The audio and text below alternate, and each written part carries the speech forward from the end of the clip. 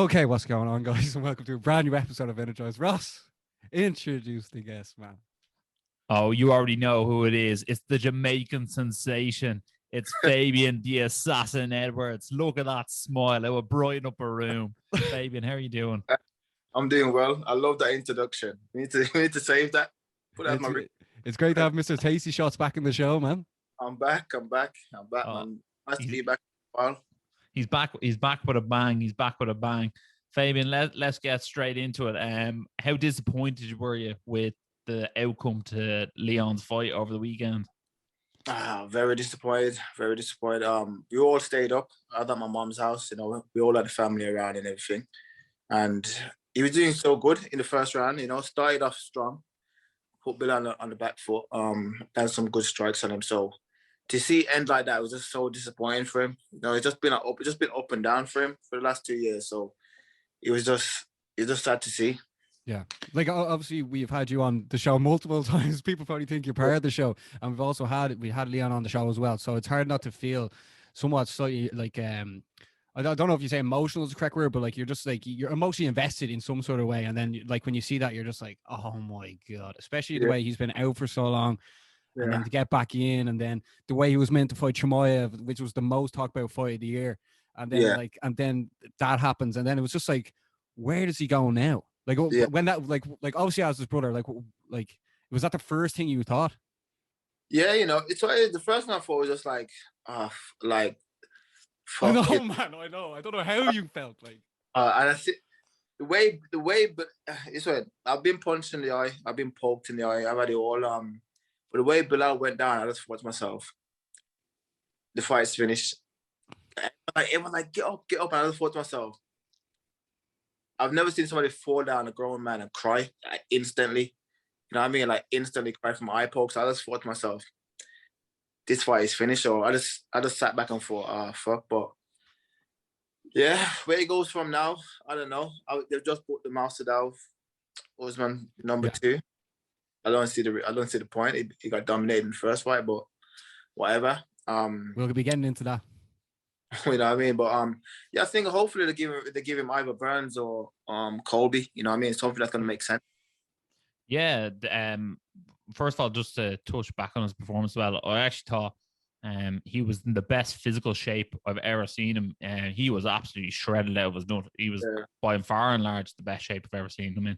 And then, his combinations are great. He landed a massive head kick on Belal at one stage, and Bisping was out of a seat on commentary, and I was like, this is brilliant. But one thing I will say is like that was one of the worst eye poke injuries I've ever seen. So I do feel bad for Belal, but look, Leon definitely won the first round 10-9.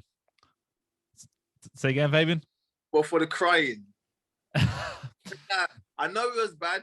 We're not disputing that the eye poke was bad. But the cry, the tears after that, I just thought to myself, that's a little bit much for me, personally. I mean, yeah, maybe someone start put Coldplay on in the background or something. Well, who are we to argue with Fabian? Like he knows how it is to get in there, So like, I mean. Well, the thing is, me and Basmo are always Team Edwards, but Belal actually looks a little bit like my brother. So like, I'm always like, oh, don't beat him up too bad. yeah, we want them to still look like that.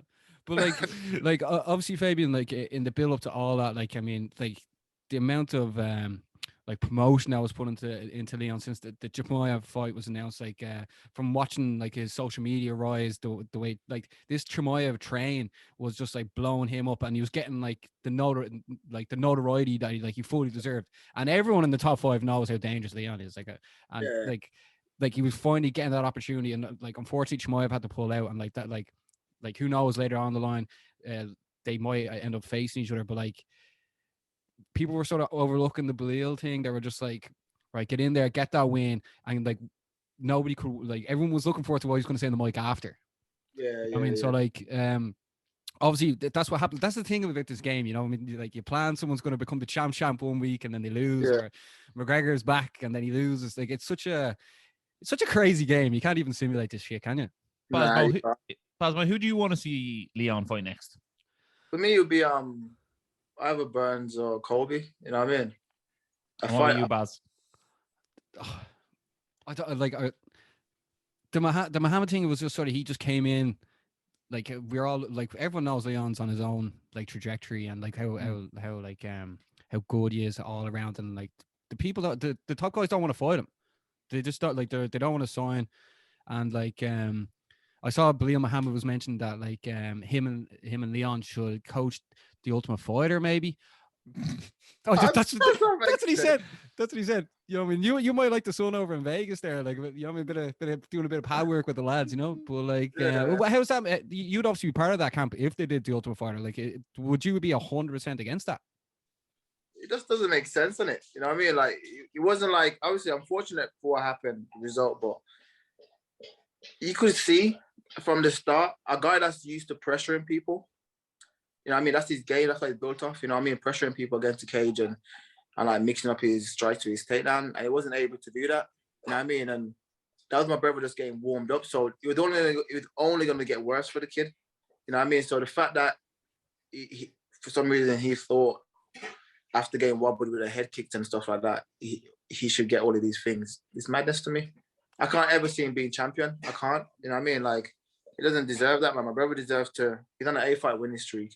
He deserves Colby or Burns. That's going to put him, or the title. You know what I mean? Obviously, the title's booked up now, but he doesn't want to wait around. So he deserves one of those two guys. To me, it's actually clear cut that there's only one man he should fight, Fabian. I think it is Leon Edwards versus Colby Covington. And I'm going to tell you why. I think Tell us why, Burns. Gilbert Burns just lost to Usman, and it was quite a convincing loss to Usman. So a win over Leon for him will put him right back in the title fight, and no one wants to see Usman versus Burns too, as opposed to you do Covington versus Edwards. And no matter who wins that fight, people want to see that either the Covington rematch against Usman, or they want to see Edwards versus Usman too. Yeah. And at the end of the day, that's the fight to make. If I were the UFC, I'd try and get it booked ASAP, as soon as possible. And also, if I was Leon Edwards, I'd be staying ready. And if Masvidal or if Usman pull out of that fight, I'd be ready to step in. I think he's got all the skills to get the job done either way. Yeah, that does make sense. But you got Colby turning around after beating Woodley. That was on like a 2-fight or 3-fight losing streak or whatever, and thinking that he deserved a title shot. You know what I mean? So a lot of these guys are willing to sit on the sideline, and they don't wanna step in there. They don't wanna face my brother. You know what I mean? Colby's very good at like rewriting history a bit, you know. Like, I mean, his fight against Usman was unbelievable, and like the heart that both men put into that was just what makes people love this game. But like at the end of the day, like that jab just landed too many times, broke his jaw, and then like we everyone saw it and not knew who the winner was, you know. Like to run it back, it's just a bit. It would actually be they were actually probably better off running that fight back rather than the Masvidal fight. But like we all know, like as much as everyone likes, well, like obviously I know the Edwards family aren't big fans, but like the way he sort of gets people really hyped and stuff, and looking forward to seeing him fight. Like it's like. I think Usman's just going to dominate again, and then his stock will fall a good bit. But there's another person that's also coming off a great win as well. Is Wonder Boy. Wonder Boy came off a very impressive win as well. Obviously, I think he broke both of his hands, maybe. But what you make Wonder Boy in that scene? Mate, I've seen Wonder Boy post he deserved a title shot, and then like someone posted his record, and out of like the last 6 or something, I think he's won about 3 fights or 2. I don't know. You know what I mean? But he hasn't been consistent. You know what I mean? He hasn't been consistent, man. So it's like, but at the end of the day, whichever fight's gonna get him the title fight, that's the fight to me. You know what I mean? Like whichever, if it's Wonder Boy, Usman, Colby, it's just a fight that's gonna get him a title fight. You know what I mean? And that's it. How would you get Colby to sign that contract? I think that's the fight we're all agreeing with here. We all want to see that. Like, I think he has to. I think he doesn't have a choice. It's the number 1 contender fight. Leon hasn't lost in 6 years. Like 6 years is a very, very long time. And I think Colby should be like, either you sign to fight him, or Burns or Wonder Boy will start fight for the number 1 contendership. But like Colby needs to learn he doesn't call the shots. I know it's madness how like the UFC operate in that way. You know what I mean? Like guys that's like, I ain't fighting him, even though it's the top guys, you know what I mean? Like number 3 guys fighting number 2 guys. They're just flat out refusing. You know what I mean? Like, I understand, obviously, the number 3 fighting number 15, you can say no because whatever. But the number 2 and the number 3 and the number 1 and the number 2 and all of that, they should be fighting each other, man. You know what I mean? A lot of these guys seem to think they don't need to. And it's weird that the UFC is allowing it. Yeah, but even the way Leon stood up and he was like, right, I'll fight Chimaev, because it seemed like no one was answering that phone call. And the way he took that, I was like, Jesus, fair play to you, because I'm like, Chimaev made his debut against John Phillips on a random UFC card. Not many people were tuning in. And I watched it obviously, but I was like, wow, this guy Chimaev, I remember I saw Ross the next day. I was like, this guy is like Khabib, except bigger and like more aggressive. And then we were good mates with a guy called Reese McKee. You probably know him. Yeah. And then I saw he was fighting Chimaev, and I was like, "Oh my god, he's against this guy." I was like, "We want to say Reese, but like even when they weighed in, he like lifted him up in the air. I was like, okay, this is gonna be dangerous." So I mean, like for Leon to like take that fight, I just like it made no sense. But then it showed, like, obviously he has balls, but it showed that he had bigger balls than the majority of people in the division as well, and that's something you can't take away. And also, like, because Leon wasn't in and as active as he would have liked to have been over the last while, and that's obviously down to coronavirus and all that stuff. Like, he was about to really like shoot the superstardom, I believe, if like he would have taken on Woodley in the O2, and then he would have that. And after all the promotion that BT did, all about the family stuff, everything, man. Yeah, I was like, this is really his time, and then that was all taken away from him. It's just it's just I believe in like good karma and stuff like that, and like everything he's done for the Brummy MMA scene, as you know yourself. Like there's something big gonna happen, and like I think Colby just has to accept his fate and fight a true warrior, like, you know, who wants this more than him. I think it's mad. It's weird that he won't take it, and he's like he's sitting there on the high horse like, I'm not fighting no charity fight. What do you mean? The guy's number 3. What are you talking about? You know what I mean? So it just doesn't make sense. But I think these boys are scared. They want to stay in line, and they don't want to risk it. You know what I mean? They don't want to risk it. They know they can say whatever they want to say, but at the end of the day, a good fighter will know a good fighter. You know what I mean? And you look at a guy and think, you know what? I might say all of this shit, but I know this guy could beat me. And they know that. One thing I just want to touch on is I saw Leon actually paid tribute to Marvin Hagler throughout the week, and he very unfortunately passed away. What are your thoughts on Marvin Hagler as a boxer, and what did he actually mean to you and Leon? You know what? Like, I started watching him recently, if I'm honest. You know what I mean? And when you watch him, you just think to yourself, that guy was solid, man. He had the heart. You know what I mean? And I remember I was running on Monday. And there's like a little snippet I think Joe Rogan showed. He's running in the snow and he's like screaming war. You know what I mean? Like, mentality. When you tap into that mentality, man, it's just, you just feel indestructible. You know what I mean? So I was just trying to get a bit more of his mentality in this preparation. You know what I mean? So he's a phenomenal fighter. And he's sad that he passed away. You know, I've been watching his fights all week, to be honest. There we have it, RIP Marvin Hagler. Exactly. Fabian, I want to move up to the middleweight division. We'll just stick in the UFC before we move on to Bellator. Obviously, Paulo Costa, I don't know if you saw, is out of the fight against Robert Whittaker. Do you think that now makes Marvin Vettori versus Darren Till a number 1 contender to fight for the belt with Adesanya? He shouldn't. You know what I mean? I can't believe Whittaker took so much disrespect. You know what I mean? Yes, he lost the title. We get that, but the fact that and he's a very nice guy, by the way. He's like such a nice guy as well. You know what I mean? They got his coach turning around saying, he doesn't deserve it. You know what I mean? After the title defense that he'd had and the war that he's been through, it's mad that people are just looking over him. You know what I mean? He beat Darren Till. And if Darren Till wins this fight, they can't just put Darren Till in a fight where he's just lost to the former champion. You know what I mean? It's just, it's madness. I don't put that as the number 1, but I won't doubt the UFC to turn around and say, okay, then if Till wins, we'll make that fight. Yeah, but then Whittaker sort of turned down the opportunity to fight with Adesanya as well, so it sort of went into this situation. No, I don't think he did. I think the UFC tried to portray he did, and he never did. I think that was the issue. I think they offered him a date, and he was like, I can't fight that date. I'm still injured. And they were like, turned it down. He doesn't want to do it. He doesn't want to do it. They know he's very good at doing that. Well, did they take him out of the top 15 as well? Did they? No, not quite. Not. They didn't Leon Edwards him just yet.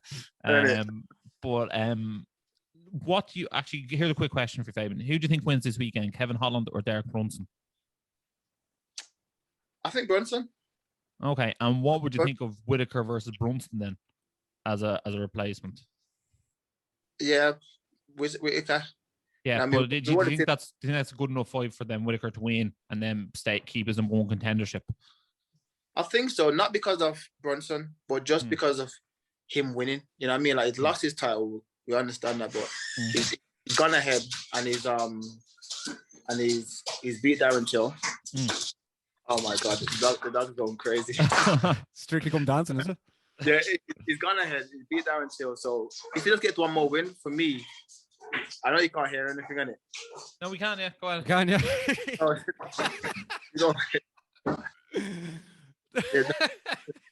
Dog's going crazy, mate. It's all right. Life, very life.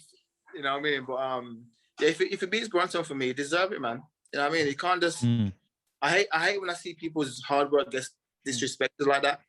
You know what I mean? Like, you lose once, I get it. It's a game of win and losses, but you don't just put a guy to the side and forget about him after all he's done. Man. Especially being a former champ. I do think if Kevin Holland can get the job done this weekend, that makes it even more interesting, because that would be 6-7 fights in a row he's won. Yeah. So like, that would definitely be a number one contender fight in my eyes if he fought Whittaker. And Kevin Holland loves a quick turnaround, so like that would be even more interesting, I think, than a Brunson fight. But yeah, Brunson definitely has the tools to get it done, especially with his wrestling. Yeah, I reckon. Kevin Holland is all right. He's all right, but I don't think he beat Brunson. You know what I mean? Like, he lost in my opinion. He lost that fight to Darren Stewart. You know what I mean?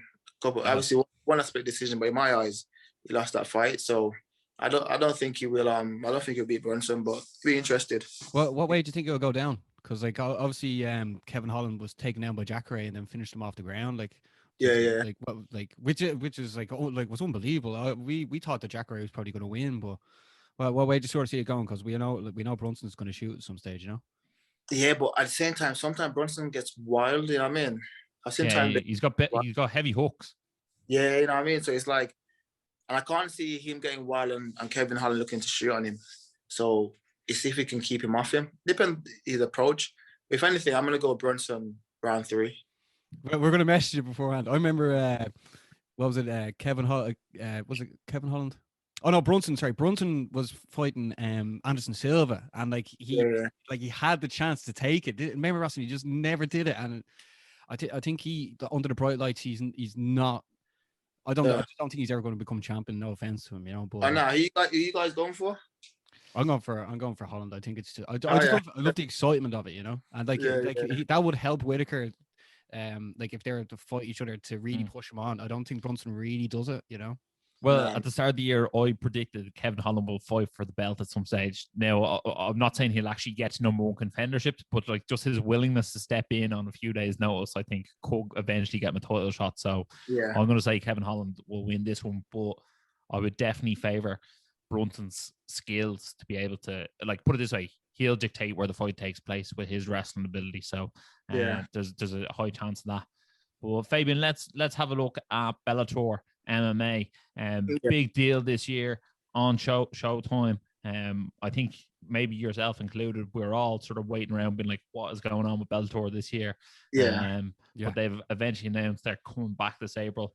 And I'd say you, along with 10 other people probably in the world, were the only people happy not to see Gegard Mousasi in the light heavyweight tournament. Would that be correct? Oh yeah, that's great. When they put it up, I thought to myself, I better not see his face on there. You know what I mean? Yeah. So I was happy. we actually had Big John McCarthy and Josh the Punk Thompson on the show, and we were discussing it all. It's crazy. Like since we've had you on, we've actually been featured on the UFC countdowns, and we've had these guests. You know, but like it's crazy that how this game works. But yeah, like when Bellator came out with the announcement with its return, like I say you were just like, thank God. Yeah, I'm happy that he's not tied up. You know what I mean? Even though I lost my first fight, I don't believe that's knocked me back too far. You know what I mean? I just need to put in 2 good performances and I can get that shot. So I'm happy that it's not tied up. Yeah, that in fairness, your one loss was it was almost a trigger shy version of yourself, which isn't the norm, I would say. And like, you know, it was 2 of the best strikers in Bellator middleweight. His leg kicks his technique was perfect.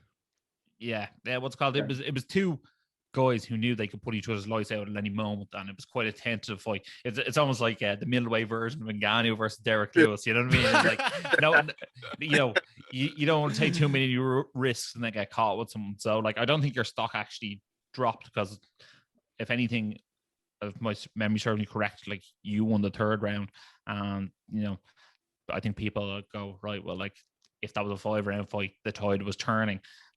So it's look. If anything, like, if MMA scoring was different, that could have easily been a draw, put it that way. So I don't think your stock necessarily dropped at all. And in terms of name recognition of Bellator middleweights, you're right up there. So, you know, 1 or 2 wins, and I think you're right in line for a title shot. I believe that.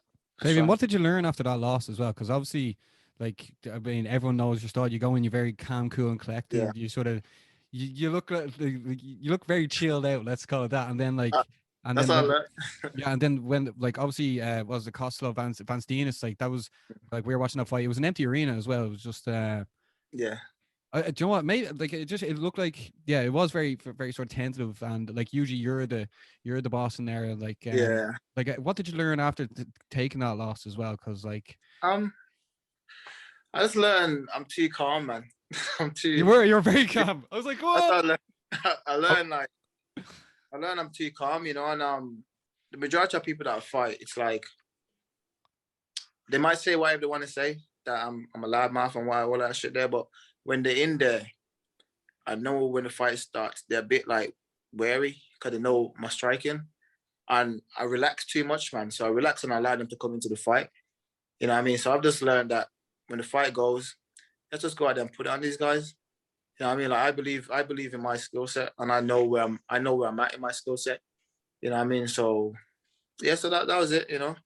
And like even like I've looked at everything. It's my first loss of my career, so I've looked at everything with preparation, diet, there's everything. I mean, what was the main thing? What was the main thing looking at it now? What's the one thing you learned the most about it?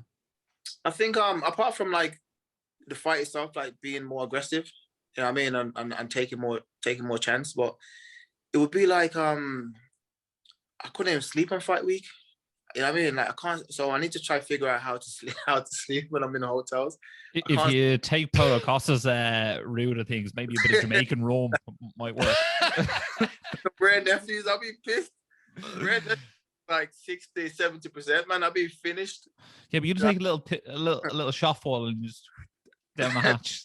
I need to figure out something, you know what I mean? But it's like I'm very calm, man. I'm fight week, and sometimes it's too calm, you know. So same with my weight. I always make weight, but at the same time, I can still do it better. You know what I mean? I can rest when I'm on fight week. I can rest better. I can just come off my phone, all the distractions. I'll be fighting, and before I'm walking out, I'll be on my phone, just chilling. You know what I mean? I'll be on my phone chilling. A few selfies. A few selfies, chilling. But that's just me as a person because I'm so calm. But it's like my coach is saying, listen, you have to understand you have to understand how big this is. I mean, so like, mate, put your phone down and like zone in. You know, so I've learned and I have to zone in. So maybe a little bit less like Gordon Nelson, slightly better preparation, and flip the switch a bit earlier on in the night before walking out to the cage. Maybe not up to Clay Guida style before going, but up there. Energized would be the correct word. You know what? Like some people are like, you used to be more aggressive when you amateur, start your pro. And I've never been the type to go in there and start swinging like crazy. You know what I mean? I've gone out there and like you say, I've just showed people like big shots. I put big shots on people and I let people have power. Just big tasty shots straight away. You know what? I think that was potentially one of the problems in your last fight. That obviously Kostov Van Steenis is a world class striker. Yeah, and there was less openings there, as opposed to when you go in there, you're always by far large the better technical striker, and those tasty shots weren't there as much as they normally are.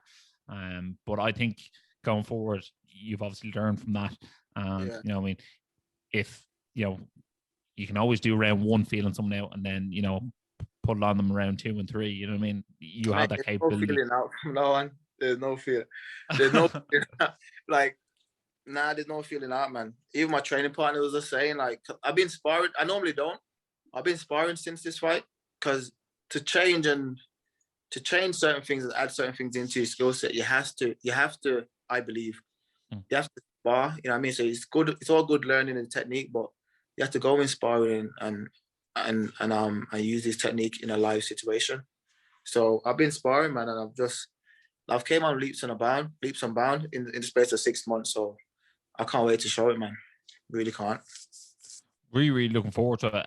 I know you were telling us off air, you're probably looking at May 21st over in America. I assume it's going to be the Mohegan Sun. Yeah, so. I think that's where Bellator are holding their events for the foreseeable. I think that's almost like their version of the Apex.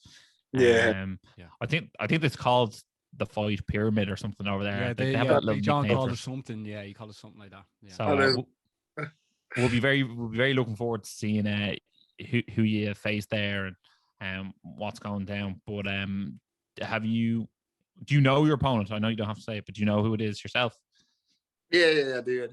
Will it be main event as well? Because like obviously you and Mike Shipman, that was like a main event. That was it's a big fight, so I'd be surprised if it isn't, or co-main, you know what I mean? But it'd be up there somewhere, because it is a big fight. So yeah, there's some nice names in that division. I'm looking forward to seeing what Austin Vandervoort does next. Mr. Van Zandt. He's up there. Mr. OnlyFans or something, isn't he now? Like, good. Yeah, and then like I don't know, Gegard Mousasi like gave me his belt one time, so I always have a soft spot for Gegard Mousasi as well. So I'm looking forward to seeing who he fights next, because obviously with Lovato Jr.'s vacating that belt, it left the division in a bit of a strange situation. So I don't think there's also a clear number 1 contender for him. So who knows, Fabian, 1 win and that could be you. Yeah, I just need to be finishing these guys, man. You know what I mean? Like I see, and like it's mental more than physical. You know what I mean? And it's just I'm going out there and just playing with my food too much, man. You know what I mean? I'm gonna go down and I'm trying to eat the food straight away this time. I ain't trying to play with it from there. Yeah, man, you need to get into Nando's, get the gravy, throw it on that chicken and get it into you. ASAP. You know what I mean? So that's what I'm preparing for, man. I am really preparing to go out there and cause damage. I really am. Obviously it was what, March 21st? Sorry, what day were we talking? May 21st? Yeah, May 21st. Yeah. Yeah, but what so we're on March 16th now. What do you sort of have to do in preparation for the next couple of months now in the build up to that? Obviously we spar twice a week. People say I'm an over trainer. I don't believe so. You know what I mean? 'Cause I do like 3-4 sessions a day. You know what I mean? But I just believe like when it's camp time, you have to give it your all. You know what I mean? And that's just how things go. But there'll be a lot of sprinting. Even like some of my preparation, I didn't prepare how I could have. But the first lockdown was we couldn't train in the gym and stuff for a decent time. We had to train outside. You know what I mean? So you couldn't really get your grappling in, and that part of my game weren't as sharp as it could have been. Yeah. You know, and so this time around, I'm really grateful I'm able to work with my wrestling coach, my jiu-jitsu coach, my different striking coach. I took on a new boxing coach as well, and everything's coming together well, man. I'm really happy with how this preparation is going to go. Yeah, because Team Renegade are doing great things as well, you know, like, and we've said it on other shows about how you and your brother and even like Darren Stewart and Darren Till all got involved with what was going on in England with like the stabbings and stuff, and you were like at the forefront of that to try and like tell people to put the weapons down and stuff. I don't think we've had you on since then. Is there anything you can say about that, or how that went, or how you felt being part of something like a movement like that? That's most of my brothers. Yeah, I mean, my brother's thing, you know what I mean? I've got a couple of friends, and they work with youths in the school.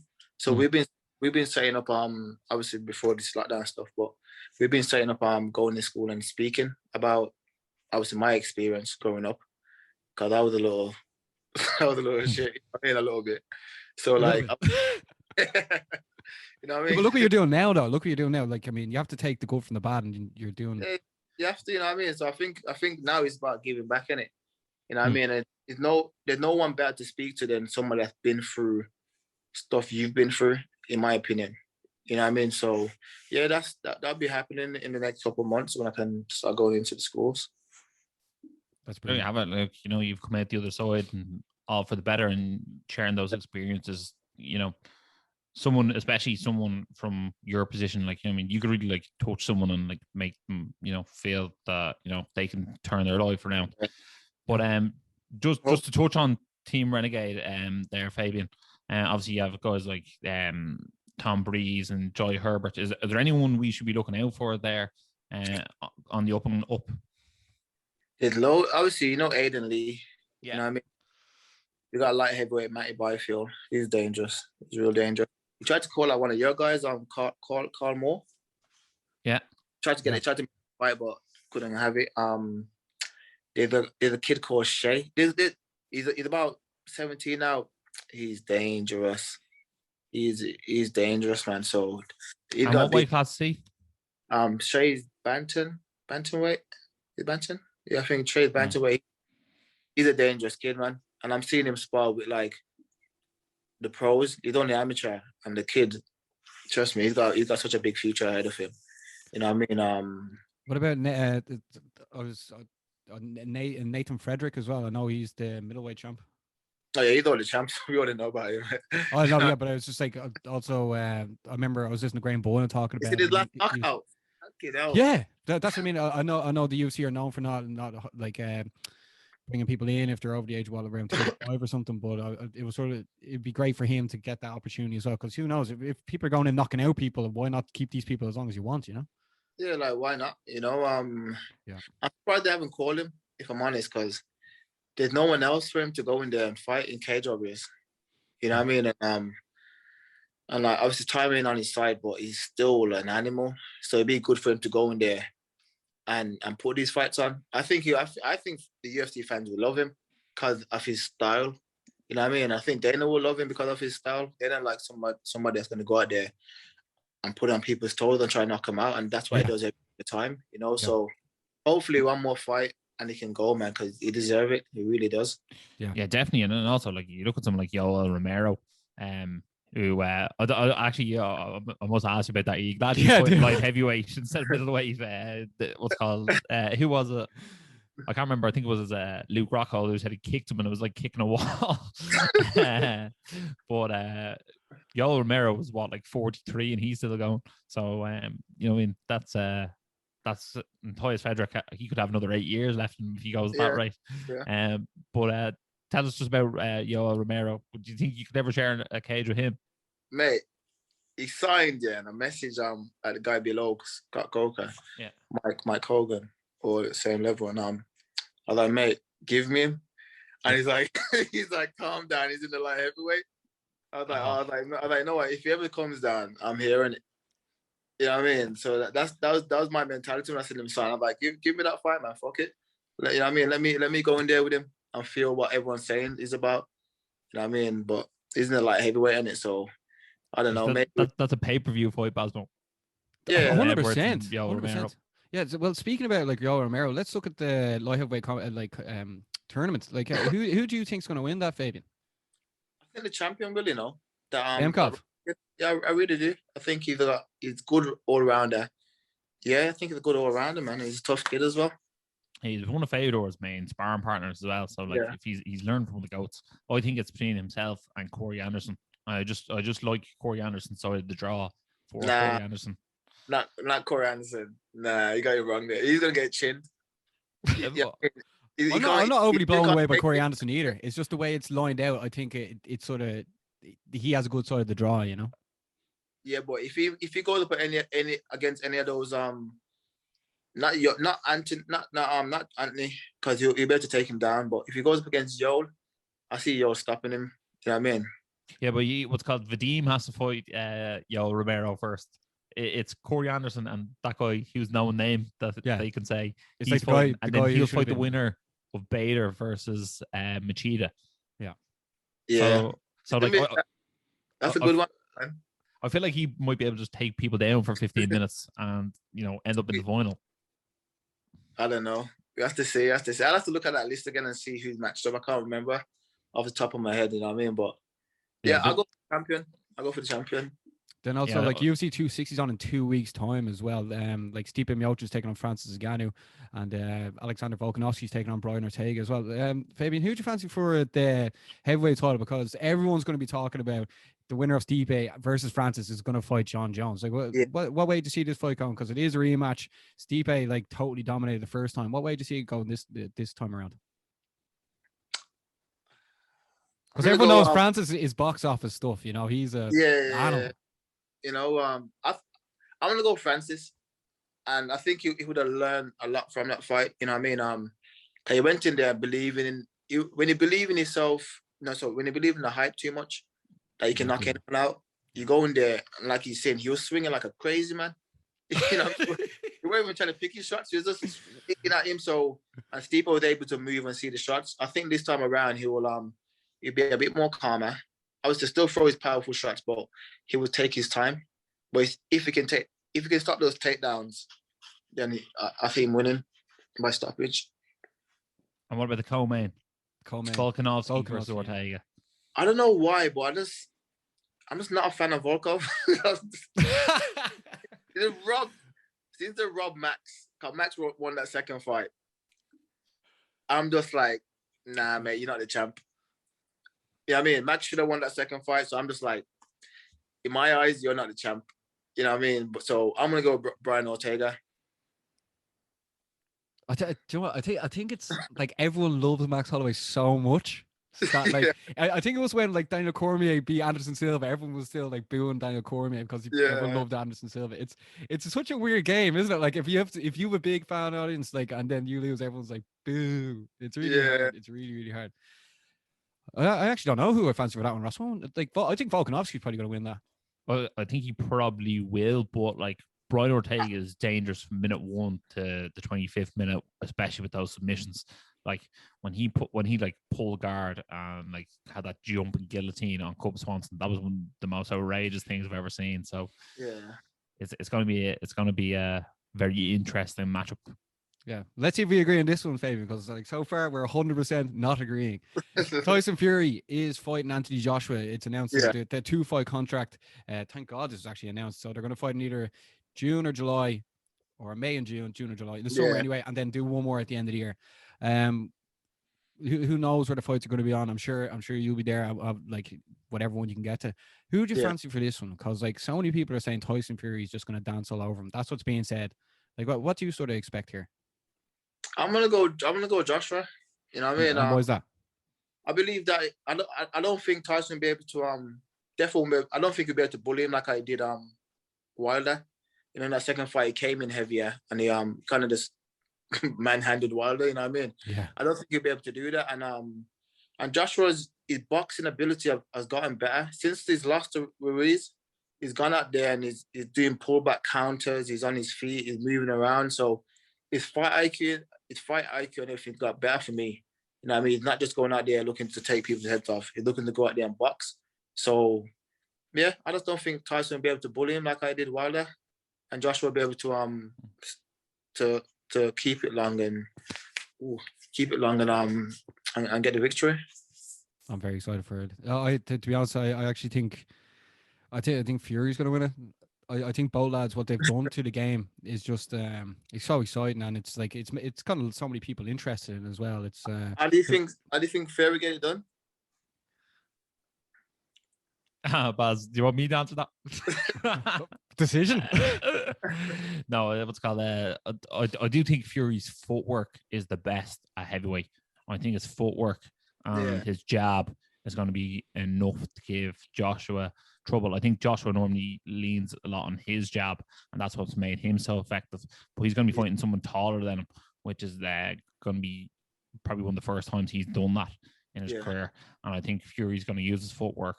use his jab. And I also think Joshua gets a lot more tired than Fury does. I don't think his cardio is as good as Fury's. And I think Fury's going to be able to win, I'm going to say, late stoppage, because we've seen Joshua get hurt a few times before. I know Fury's not known for his power, but I almost think it's Max Holloway-esque, as in it's death by 1,000 cuts as opposed to the one-shot kill. Yeah. But again, like the fact that some people think Joshua's going to win and the fact that some people think Fury's going to win, that's what makes it good. Yeah. I'm more than happy to be wrong. Like, I know we do a show when we have to try to be right more often than not, but I mean, I just love talking about and having the crack with it, which is great. And everyone, like, how many fights are you really looking forward to seeing this year? Obviously, barry your own on replay, Leon fighting Colby Covington, and Joshua versus Fury. What other sort of fights are you looking forward to this year? I'm looking forward to the female fight. I'm looking forward to that Rose versus Zhang. Yang, you know what I mean? That's gonna be a good fight. And that tournament, man, I ain't gonna lie, for me personally, apart from the Joshua and my brother's fight, that tournament, the Bellator tournament, that's one of the best tournaments I've seen, man. I mean, the lightweight tournament's gonna be dangerous, so I'm looking forward to see Yo versus Anthony. I don't know who to choose. I really don't know who I'm gonna pick. I don't know. That's gonna be interesting. See Yo not having to cut weight, filled out at light heavyweight. That should be interesting. Yeah, I definitely agree. I'm also looking forward to Pitbull fighting AJ McKee. I think that's a blockbuster as well. But yeah, I think there's plenty of good fights to look forward to across all different promotions and combat sports. And then hopefully for us as well, I'm looking forward to seeing Katie Taylor come back into action and the boxing as well. And obviously McGregor Poirier 3 is going to be massive as well. Oh yeah. But Basmo, anything else to add in there before we close the show? Yeah, Fabian, I was just sort of looking at your Instagram. Like, are you and Leon, are you two like the heads of your own management team now, or what sort of way are you being managed at the moment? As in, are you in charge of some sort of company? Yeah. Me, my brother, and a few other friends are part of our own management. We manage a few of the guys at the gym. Yeah, that's what I was thinking. At the moment, you know what I mean. So we've been branching out. We've been going for about a year and a bit now. You know what I mean? But with this COVID thing, we haven't really been able to go out there and scout people. Yeah. You know do you want to think it'd be a good idea for you? Is like, obviously, because podcasts are blowing up, you should probably get like one of the guys who just like is basically lives there. There's always some guy in the gym who like who clean the mats to not have to pay. You should probably get someone like one of the local lads to like start a podcast, and obviously when the fighters are like, whether they're fighting on amateur or professional fights, you should probably get them on the week so everyone knows what's sort of happening, you know. Myself and Ross found like when we promote Irish fights that are coming up regionally, a lot of people take interest. I think that'd be good because like you lads have you stand for something good and you're doing something good for the community, and I think you'll do really good things, you know. Yeah. It'd be good. Well, I was just going to say the Edwards brothers are doing bits. Typical. They're always doing bits, man. They're always doing bits. But no, Fabian, it's great to have you back on, man, and it's great to see you doing well and like you're fully focused. Obviously, Leon, it didn't work out, but I honestly believe there's bigger and better things coming for Leon. Maybe it's headline fight on or something. Who knows? Yeah, who knows, man? You know, God's got a plan, so we'll see. Yeah, there we go. Quote Drake, God's plan. So, guys, if you haven't watched the show, which I'm sure you have, you know, Fabian Edwards is must-see TV. Make sure to like, share, subscribe, and as always, stay energized.